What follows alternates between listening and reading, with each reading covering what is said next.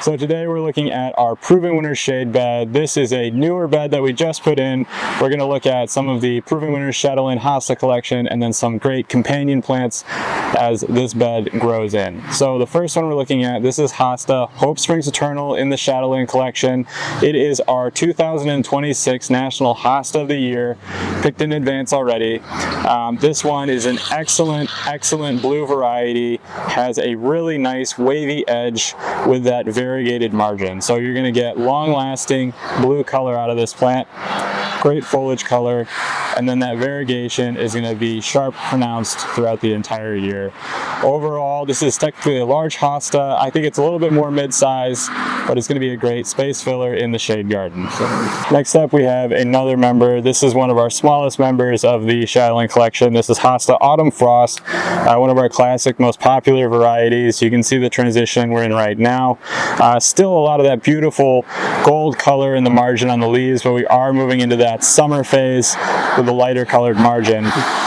Still excellent contrast in the variegation of that plant, and then paired perfectly with this Aruncus right here. This is Chantilly lace. It's an intermediate between the species Athyrium and Doyocus. Doyocus are North American, Northern Hemisphere, native perennial, and then Athyrium, Korean goat's beard, that smaller, more compact one. So this is overall going to be just an excellent, really friendly perennial in the shade garden. You see we're going right up to the tree roots. That's because it's got a low water requirement, zones 3 to 7 on that one. So if you're in a really cold spot, the combination of a Hosta, also zone 3 hardy with this Aruncus, going to be a great, easy perennial combo for you. And then we have another one of our smaller, more compact hostas. This is Waterslide, which has just beautiful blue color, heavy rippling. Not the fastest growing hosta, but incredible texture and space filling when it does come to maturity.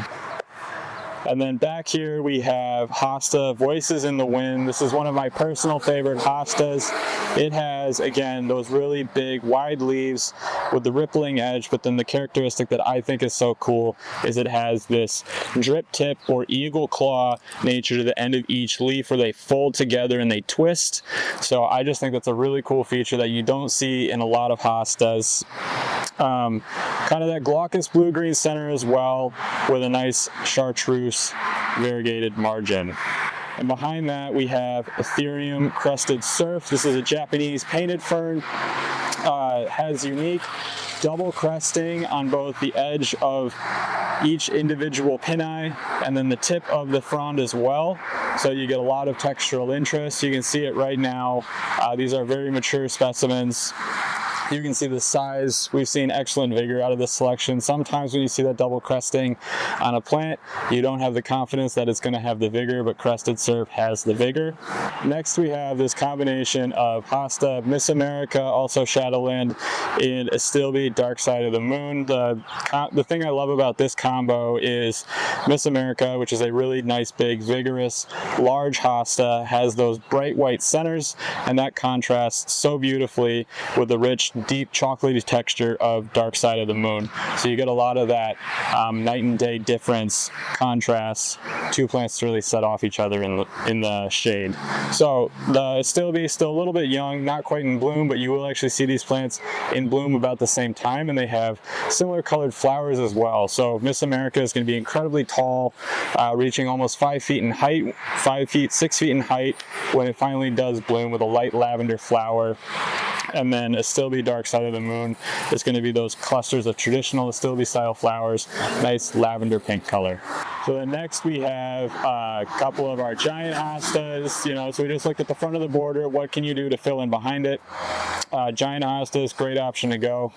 We have right here Empress Wu, which has been one of our most popular giants for a long time now. It's a beautiful, straight, true green queen of hostas. We think it's one of the biggest, if not the biggest hosta on the market. So if you're looking for just a straight standard going to be a great easy space filler. That's where you start. If you want to add a little bit of interest to it, then right here with a sport out of Empress Wu, we have Wu La La and Ooh La La. Look at that margin. So nice apple green margin around the edge, jetting into the middle. And because it's variegated, not quite the exact same size out of Empress Wu, but you are going to definitely be reaching into those giant categories, giant size with Wu La La as well. Next we have Hosta Diamond Lake as we continue looking at those excellent Hostas to fill space along the back or middle of the border. This one a little bit smaller than what you get out of those giants. It's a large, gets pretty close to that giant size.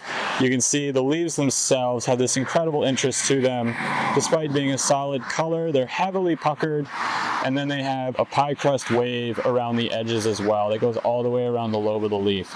So that is Hosta Diamond Lake. And then if blue is not your color and you're looking for something a little bit brighter, we have Coast to Coast, which is more of that chartreuse golden yellow color.